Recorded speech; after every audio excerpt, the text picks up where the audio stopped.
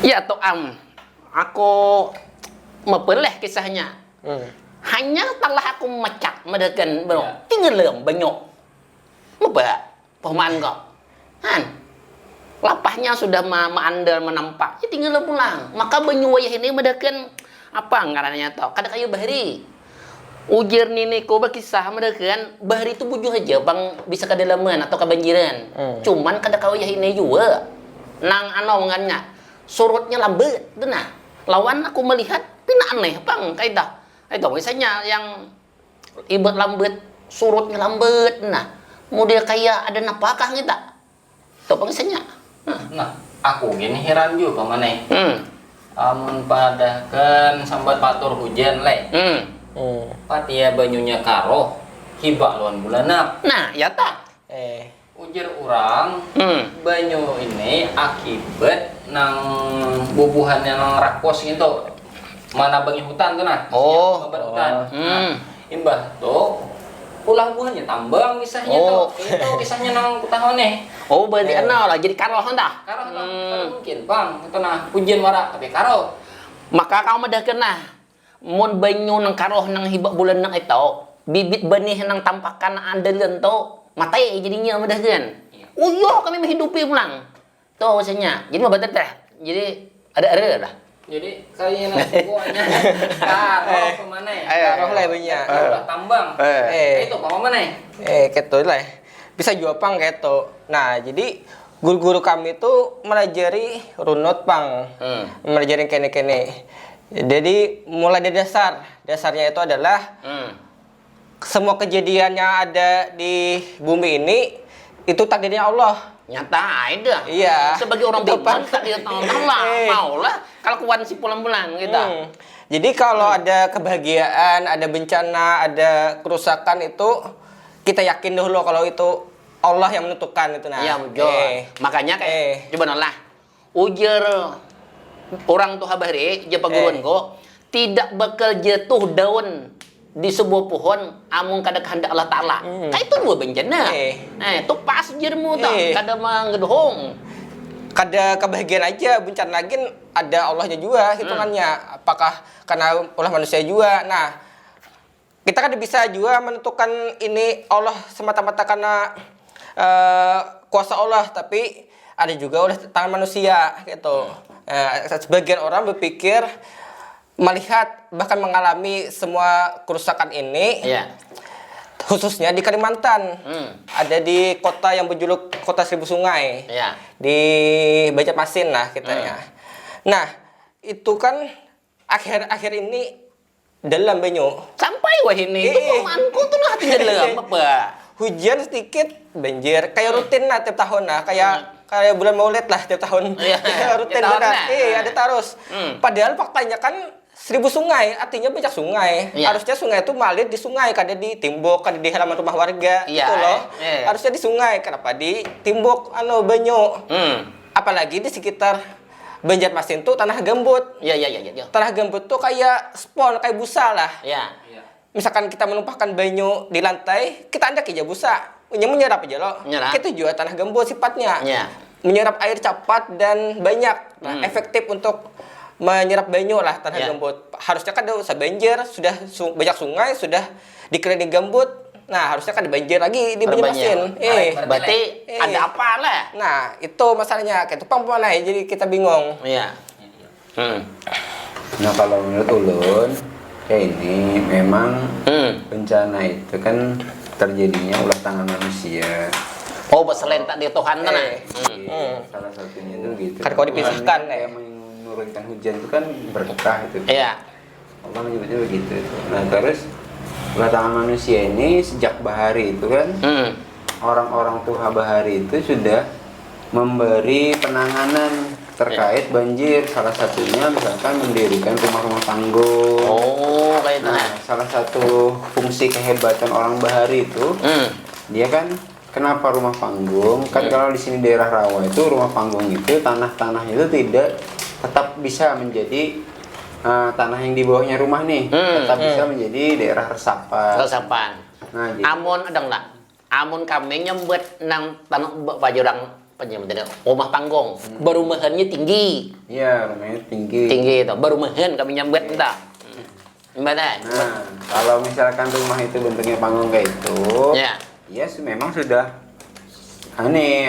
sangat efektif lah Efektif lah. untuk mencegah banjir, karena rumah-rumahnya itu di bawah rumahnya itu tanah-tanah itu menjadi resapan. Jadi kalaupun dia air itu meluap, air itu banyak datang, itu langsung cepat menyerap tanah itu. Nah, beda kalau rumah-rumah wayah ini yang rumah-rumah semen itu. Beton lah. Rumah semen, beton segala macam itu. Nah, resapannya itu ada. Lagi. Air itu lalu akhirnya menampung gitu nah. Jadi ya nggak pas gitu nah. Nah, apalagi wayah ini kan banyak juga pemerintah juga banyak kalau lihat dari mana-mana itu kan muncul perkebunan monokultur. Nah, Ada nggak? Monokultur itu punya? Nah, monokultur itu ya perkebunan yang sangat luas untuk ditanami 1 atau 2 jenis pohon saja. Itu misalkan perkebunan kelapa sawit. Oh, sawit itu termasuk jenis apa tadi? Monokultur kan? Monokultur ya. Sebenarnya bukan sawit aja, ada karet. Pokoknya pengubahan tanah, kawasan-kawasan yang luas, kayak hutan produksi, kan itu kan dalam anunya kan dibolehkan aja berkebun. Nah, itu di kebunnya itu berkebunnya itu untuk 1 jenis pohon aja, misalkan kayak sawit, misalkan itu karet nih. Kan. Kalau di sini kan banyak tuh. Ya, di balik tadi banyak sawit banyak dah. Monokultur itu sawit ya, karet gitu. Ya. Nah, harusnya itu memang itu kan ada diatur dalam tata ruang oleh pemerintah. Nah, kawasan-kawasan itu boleh nggak diperkebunkan atau tidak itu. Nah, kalau misalkan memang boleh dibuat kebun, ya silahkan, nggak apa-apa, nggak jadi masalah. Oh, harus diperhatikan nah. Iya, diperhatikan. Tapi kalau misalnya nggak boleh, misalkan itu kawasan hutan lindung, nah itu dibabat, langsung dijadikan monokultur, itu perkebunan monokultur malah nggak boleh. Karena apa? Karena hutan yang yang hutan lindung itu dia itu memiliki fungsi yang berbeda dengan perkebunan. Kalau perkebunan kan kita aja kan harus jaga kebun itu rumputnya harus dibabat, ya kan? Baru tanaman-tanaman liar yang katanya itu harusnya itu bisa menjaga ekosistem hutan itu kan itu kita babat gitu kan, jadi tanaman yang perkebunan aja yang ada gitu. Nah, akhirnya resapan-resapan itu nggak terjadi di tanah-tanah yang memang harusnya itu menyerap ini gitu. Nah, sementara pemerintah yang ada ini dia komitmen nggak terhadap yang disebut sebagai hutan lindung itu enggak gitu. Nah, kalau misalkan dilihat dari peta-peta yang ada kan kayak misalkan kemarin ini terjadi di Aceh itu kan katanya hutan lindung itu kan sudah dibabat jadi perkebunan monokultur. Nah, itu nggak boleh kayak gitu itu. Maka harusnya ada sanksi kan, ada sanksi yang menebangi hutan. Sanksi tegas lah. Iya. Padahal kan mulai beberapa hari orang tahunya bahwa Indonesia tuh paru-parunya dunia ya. Dan letaknya tuh ada di Kalimantan, di Sumatera kan? Iya. Kadang lah. Nah, cuma posisinya kayak gitu itu. Komitmen nggak? Ya. Kawasan hutan walaupun di Kalimantan komitmen nggak, kita lihat kalau kondisi Kalimantan kayak apa gitu kan? Nah, iya. Rendatnya seperti apa? Itu kan pemerintah yang tahu. Nah, menurut ulun paman lah. Napanya? Ini kita banyak nah. Harusnya, aku minum loh. Menurut ulun lah, harusnya pemerintah tuh cerdas itu nah. Cerdas mengenai dah. Iya, cerdas kayak apa gerang? Itu harusnya pemerintah tuh cerdas menanggulangi banjir gitu nah. Ada melihat masyarakat tuh sempat yang terlantar, ada yang minta tolong sana sini. Ada itu sampai oleh apa? Kalau di Aceh itu apa nyambang bendera putih. Nah, maksudnya tuh sampai tersangkut lagi. Karena aku menyandang lagi tuh, saking menderitanya tuh. Jangan sampai rakyat non kebanjiran tuh hancau. Artinya bijaksana gitu, harusnya memikirkan gitu. Ya. Agar supaya kemudian hari itu kan ada lagi banjir lagi. Artinya kita ulang-ulangi sudah sama gitu nah. Jujur. Karena pengalamannya sudah kada hanya aja mulai beberapa hari banjir ya lah. Ya gitu maksudnya. Itu Bang. Itulah. Nah, jadi ulun sebagai orang yang pernah studi di kampus lah, ada ngebahas beberapa lah yang berhubungan dengan ini. Itu mana? Ujung dusin mau lah. Ya karena, dusin kan wajan. Karena berhubungan juga dengan pelajaran ini karena jurusan pertanian juga kan. Jadi ngebahas tentang fisiologi tumbuhan, membahas tentang struktur dan agregat tanah, membahas tentang hidrologi, bagaimana air itu bisa masuk ke dalam tanah itu. Nah, kita membahas juga walaupun yang dibahas di pertanian itu tentang tumbuhan lah atau tanaman lah kebanyakan. Nah, jadi ada beberapa poin yang bisa dipertimbangkan untuk mengatasi masalah banjir inilah menurut keyakinan saya gitu kan. Nah, jadi ada 2 poin. Yang pertama itu adalah merapikan IUP.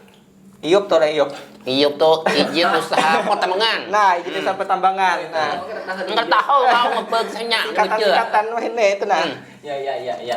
Jadi kenapa IUP itu penting karena yang berhubungan dengan banjir ini tidak lepas kita ngebahas tentang hutan dan pohon.